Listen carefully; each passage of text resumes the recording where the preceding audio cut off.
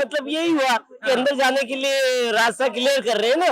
वो उनका रास्ता क्लियर हो रहा है कि किस रास्ते उन्होंने अंदर जाना है, वो रास्ता बनाया जा रहा है। अब रास्ता पहले मनीष सिसोदिया, सत्येंद्र जैन, फिर आपके पास संजय सिंह, अब इनका नंबर है कि आप जेल जाओगे तो आपका गौरव और सम्मान बढ़ जाएगा। जेल जाने का मतलब है कि आपने गलत करा है, देश की जनता का पैसा लूटा है, देश की जनता का पैसा, आम जो आदमी टैक्स भरता है उसका पैसा लूट करके आपने इस दिल्ली वालों के साथ में गद्दारी करी है। देखिए, प्रधानमंत्री तो एक ही नरेंद्र दामोदर दास मोदी बनेंगे, मोदी जी आएंगे, मोदी जी के अलावा कोई विकल्प है ही नहीं। ये सारे जो है ना सब भ्रष्टाचारी हैं, भ्रष्टाचार में लिप्त है, और ये अलायंस में कोई ऐसा नहीं है, और देश विरोधी भी है। आप देखिए ना, हमास के साथ में खड़े, आतंकवादी हमास के साथ में ये सारे इंडियन अलायंस खड़ा हो रखा है। नमस्कार, मैं हूं आपके साथ विकास कुमार। आप देखना शुरू कर चुके हैं द लोकसभा। इस वक्त हम मौजूद हैं कनॉट प्लेस में, भारत की राजधानी दिल्ली में। दिल्ली का दिल है कनॉट प्लेस। यहाँ आप पहुंचे हैं लोगों के दिल का हाल जानने कि 2024 चुनाव को लेकर लोगों के दिल में क्या क्या खलबली मच रही है।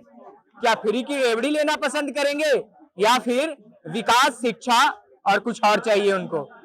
मतलब मेरा कहने का मतलब साफ है कि मोदी की सरकार चाहिए या फिर इंडिया गठबंधन की सरकार चाहिए। क्या लोगों के मन में है, चलिए लोगों से ही जान लेते हैं, उन्हीं से बात कर लेते हैं कि उनके मन में आखिर क्या बटरफ्लाईज हो रहा है 2024 चुनाव को लेकर। क्या नाम हुआ सर आपका? एस रावत। कहाँ के रहने वाले हैं? उत्तराखंड के, पर दिल्ली में स्टे करता हूँ। दिल्ली में स्टे कर रहे हैं? दिल्ली में रहता हूँ, दिल्ली में रहता हूँ। लेकिन अभी ना दिल्ली सरकार के ऊपर बहुत बड़ा गाज गिरा है ईडी का। पता है क्या हुआ है? केजरीवाल के ऊपर ना। हाँ, केजरीवाल के अंदर जाने का नंबर आ गया है। अभी तो पूछताछ के लिए बुलाया, अंदर जाने का नंबर तो वही तो पूछताछ का मतलब यही हुआ कि अंदर जाने के लिए रास्ता क्लियर कर रहे हैं ना।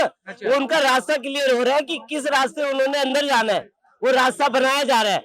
अब रास्ता पहले मनीष सिसोदिया, सत्येंद्र जैन, फिर आपके पास संजय सिंह, अब इनका नंबर है, क्योंकि बॉस तो बॉस है ना। आफ्टर ऑल बॉस के लिए पूरा गेट खुलेगा, पूरा गेट खुल करके अंदर जाएंगे शाम से। अच्छा, चंद्रबाबू नायडू तो वापस आ गया। बोले चंद्रबाबू नायडू ये भी आ जाएंगे।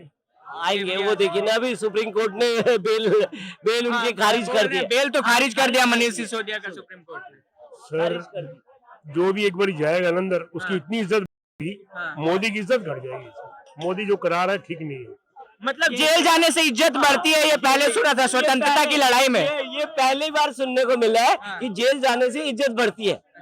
ये कोई स्वतंत्रता का युद्ध नहीं चल रहा, कोई हमारे देश पे किसी ने अटैक नहीं कर दिया कि आप जेल जाओगे तो आपका गौरव और सम्मान बढ़ जाएगा। जेल जाने का मतलब है कि आपने गलत करा है, देश की जनता का पैसा लूटा है, देश की जनता का पैसा, आम जो आदमी टैक्स भरता है उसका पैसा लूट करके आपने इस दिल्ली वालों के साथ में गद्दारी करी है।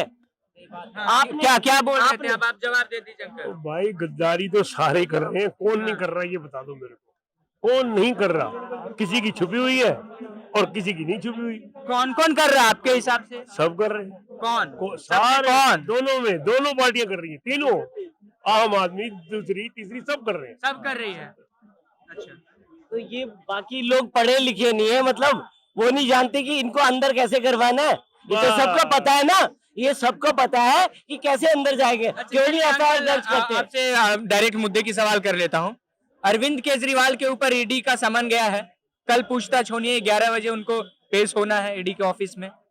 क्या लगता है आगे कुछ उनको अंदर जाने की तैयारी है या फिर दिवाली घर में वो मनाएंगे? अंदर तो 100% वो सोच के बैठे हुए करेंगे।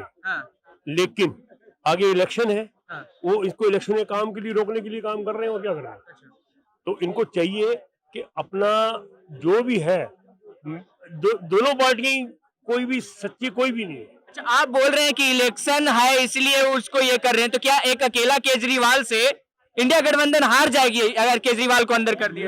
नहीं, वो तो सिर्फ एक झटका इनको दे रहे हैं पूरे गठबंधन को कि भाई पहले इसको पकड़ो, फिर किसी और को पकड़ेंगे। तो इसी में उलझा के रखेंगे इनको, और कुछ नहीं है। अच्छा, अगर यही बात है कि डर दिखा रहे हैं, अगर इंडिया गठबंधन ने गलती किया होगा तब डरेंगे, नहीं तो नहीं डरेंगे। और डरते तो है ही नहीं ना, ये केजरीवाल डरता है? केजरीवाल का 4 फुट का कद है और 40 फुट नीचे भी है। तो 4 फुट नीचे भी है। 40 फुट। 40 सारी सारी जो है ना, पहले हर अरुण जेटली को बोला उन्होंने, फिर माफी मांग ली। ये क्या है, थूकते हैं और फिर चाट लेते हैं उसी को। मतलब पहले थूक देंगे फिर चाट लेंगे, क्योंकि फिर माफी मांग लेंगे। अरुण जेटली के ऊपर भी लांछन लगाई, फिर चला गया। और ये जो है ना, जो आए थे देश की राजनीति बदलने, देश की राजनीति बदलने, कह रहे थे हम देश की राजनीति बदलेंगे, है ना। क्या करेंगे, देश की राजनीति बदलने, अपने आप ही भ्रष्टाचार लेके 52 करोड़ के शीश महल में बैठ गए, ठीक है ना। ये बात हो गई केजरीवाल और दिल्ली की। हाँ जी। देश की बात कर लेते हैं थोड़ा। 6 महीने में चुनाव होने वाला है, क्या लगता है कौन बनेगा प्रधानमंत्री अगला? देखिए, प्रधानमंत्री तो एक ही नरेंद्र दामोदर दास मोदी बनेंगे। मोदी जी आएंगे, मोदी जी के अलावा कोई विकल्प है ही नहीं। कोई ये विकल्प सारे ही जो है ना, सब भ्रष्टाचारी हैं, भ्रष्टाचार में लिप्त है। और ये अलायंस में कोई ऐसा नहीं है, और देश विरोधी भी है।